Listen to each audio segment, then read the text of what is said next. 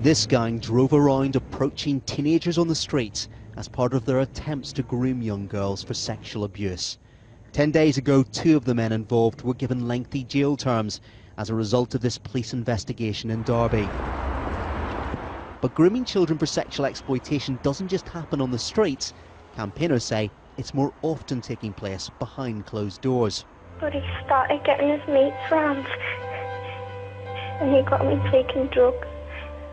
The children's charity Bernardo's wants the government to appoint a minister to address the problem, and it says members of its staff have seen a disturbing trend. We're worried, incredibly worried, that the profile of the children that we're dealing with is getting younger and younger. We're working with children as young as 10 who have been consistently exploited, callously exploited for people's gratification and sometimes for money. Bernardo says it's concerned that the internet and mobile phones are increasingly being used to groom children. And there is another worry. The charity says almost all of its services who deal with young people have seen victims who have been moved between towns and cities inside the UK, a form of trafficking that it claims suggests that sexual exploitation is becoming more organised.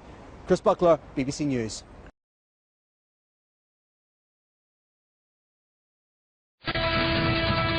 We are tracking new developments tonight in a nationwide sex ring run out of Minnesota.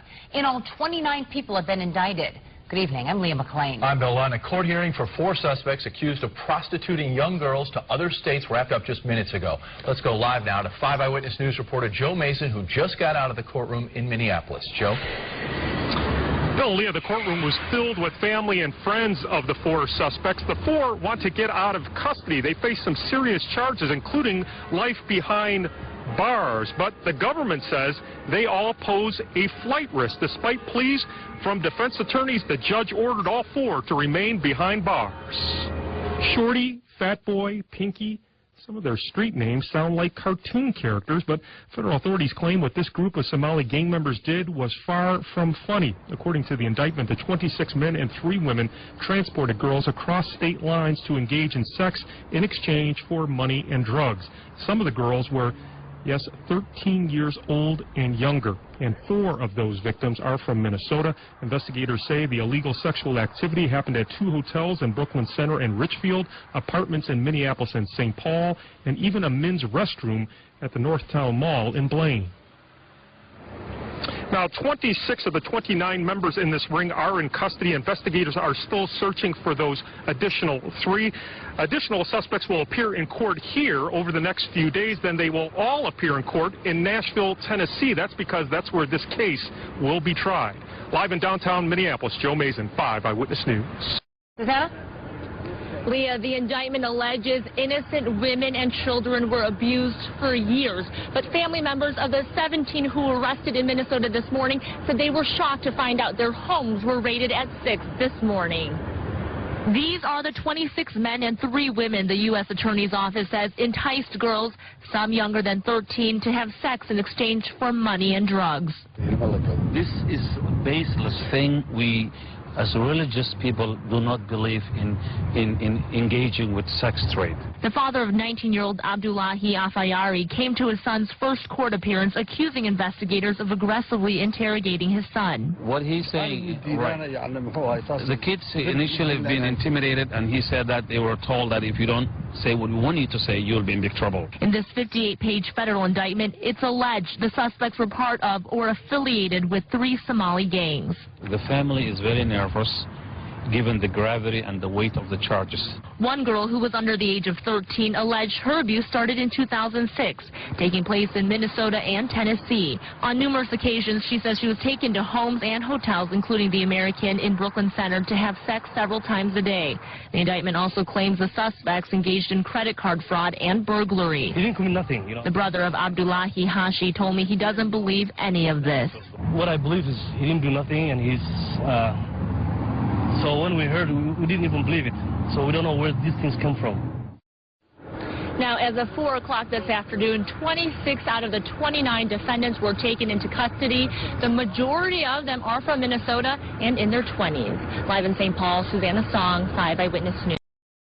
It is a case described as simply shocking by the police. the biggest case of serial sex abuse ever investigated. Tonight, a gang of 5 men from Derby has been convicted of systematically grooming and sexually abusing teenage girls. The leaders of the gang are said to be Abid Mohammed Sadiq and Mohammed Rahman Liaquat, both married with children. This CCTV footage shows their gang preying on young girls on a street in Derby. These girls walked away, but another 26 came forward to say they'd been the victims, the youngest of whom was 12. Many of the victims were given alcohol or drugs before being forced to have sex in cars, rented houses or hotels across the Midlands. One girl described a sexual assault involving at least 8 men. 13 men were charged in relation to the case known as Operation Retriever. 9 have been convicted of offences ranging from rape to false imprisonment. Well, we're joined now live from Nottingham by Sheila Taylor from Safe and Sound, an organisation that's worked in partnership with Derbyshire Police, helping young people at risk of sexual exploitation. Can I just ask you, first of all, Sheila Taylor, does it all begin online? No, it didn't begin online. This is a pattern of grooming that we see across the UK, and with our negotiation with Derbyshire Police, we managed to get them to understand what it looked like, and then when they saw it within their cases, we're able to investigate it, and we came out with this result. Well, now, these convictions have been secured, and we're kind of limited by law by quite how much we can say beyond that. But, I mean, is this it? Or if we just stick for a moment to Derby, is there more of a problem out there than has yet been cracked? The number of young people that are known to our project, this is just a small number. Sexual exploitation is more prevalent than people understand. And what about nationally? Well, nationally, we've just done a survey. Part of my role is chair of the National Working Group for Children and Young People Sexually Exploited, and we've just done a survey of our projects, and 53 projects told us that last year they had 4,206 referrals made to them. Now, that's a substantial amount of young people, but represents less than, well, I don't know, a quarter of our local authorities don't have dedicated responses. So. And the young women and the girls who were caught up in Operation Retriever, what's been the effect of this appalling activity upon them? Well, it's devastating. Any rape or sexual abuse of any description, any sexual assault is devastating to an individual, but when it's this form of sexual exploitation, it takes a long time for children to recover. They need full therapeutic intervention and full care around them. And to what extent does this case encourage you to believe, because this is after all the largest case of its kind ever, encourage you to believe that this is now a serious priority and will secure more arrests? Well, I think just by having this investigation and this prosecution means that people can learn from it and can look at it in their areas and see if they've got it. For me, there is all of that hidden agenda, women who abuse young men, young women, men who abuse other men. There's a whole raft of sexual exploitation that we're not seeing, as we've seen in the recent spate of court cases. Sheila Taylor, thank you very much indeed for joining us. He was like my owner and I was his dog, and that's how he sort of treated me. This is not about negligent families. This can happen to anybody's daughter. Child trafficking conjures up images of children from far-off countries being smuggled across international borders. But child protection agencies say it's happening here to thousands of children every year. Girls and boys, sometimes as young as 8 or 9, being ferried across towns and cities in the UK, sold for sex to gangs of men. Emma Jackson's story, it's not her real name, is depressingly textbook. It began when she was just 13 and was befriended by a group of older boys in her hometown in Yorkshire. They were nice looking, they had nice clothes. That sort of excited me, really. I was 13 at the time, and you know, you feel a bit grown up when you're hanging around people who've got cars and are like 17 or 16. I never at any point thought something's wrong. I was having the time of my life. But at what stage did things actually start to change? One of them singled me out. That must be how they work. He started to isolate me from everything and everyone, and he sort of became my world. He was sort of my best friend. He was always there. He seemed to understand everything. At this point, there was nothing sexual about the relationship at all. Then suddenly, brutally, everything changed. There was no build-up to it. It just changed. One night we were just hanging around and he took me up to the market stalls. He pushed me around the corner. He pushed me to the floor and started ripping my clothes off. And then some other men came and pinned me down and were watching while he raped me. And that's when things changed. Just one night out of the blue, he just raped me. By now, so strong was his influence over Emma that she says the physical hurt was easily matched by a more unexpected emotion. That's one of the sort of worst parts about it. You've not only got to deal with what they've done physically, but you've also got to sort of mend a broken heart at the same time. That someone's betrayed you, you know, they took your friendship and they've just betrayed you. Grooming is sort of brainwashing. It's hard to explain that sort of power they have over you. They'd been grooming me for a long period of time and they'd isolated me, so all I thought I had was them. Within a couple of weeks of the rape, Emma, who'd never even had a boyfriend, was being forced to have sex with complete strangers. At various stages, threatened with a gun or told her mother would be gang raped. For Emma, saying no was never an option. They would put me in a car and move me from one park to another park, from an alleyway in a town centre to a flat, and that's what they call internal trafficking. You sort of lost track. I think, you know, a lot of the time we were going to double figures, and they'd do things like lock me in a flat and put me in the bedroom, strip me, and would send man after man after man in. It was just like a revolving door. I was thinking they can't do anything more to me, but the worst thing they can do is kill me.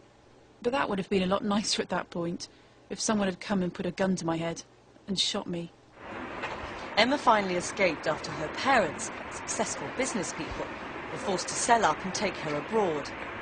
They simply couldn't stop the scores of men continuing to phone and harass their daughter, who by now is becoming both physically and mentally ill. Clearly, the men who do this are smart. They quickly isolate the girls from the very people who might be able to help them, their families. But there's another huge difficulty for the families involved in this situation. When they go to the police or social services to ask for help, they say too often they're not taken seriously. Mike and Julia Mitchell, who've also changed their names, are a professional middle-class couple. They agreed to tell their story because they want to dispel what they say is the damaging myth that this only happens to the children of so-called dysfunctional families. Ellie was 13 when her parents began to notice she was changing. Well, some signs were similar to the kinds of behaviours that most adolescent girls display. Things like being quite secretive, being challenging, being unwilling to accept parental boundaries, things like that. But I guess one of the differences was that we started to have some other worrying experiences too. Unusual phone calls. There'd be voices asking for Ellie we didn't recognise, and then the phone would be put down. When we asked her who these people were, she'd say, "Oh, it's a school friend," or "the brother of a school friend." There was always a realistic explanation, but we started to be quite concerned.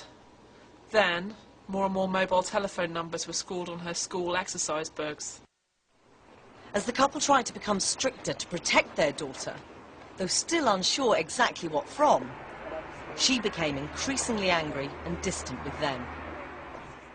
We know that something was increasingly not right, to the point that we eventually approached social services for advice and help and support. Initially the response we got was, well, this isn't really a big deal, is it? This is normal teenage rebellion, and aren't you being excessively rigid and draconian and strict, and loosen up a bit, you know, let her have a bit of fun. It was very hard to be taken seriously. Ellie began to run away, forcing Mike and Julia to have her put into care. But even then, she kept disappearing. Eventually, Ellie went missing for 2 weeks. She was effectively being held prisoner, locked in flats, forced to have sex with a constant stream of men. When she was eventually recovered, she was stick thin. She'd hardly eaten. She'd had a bottle of vodka a day, partly to keep her sedated.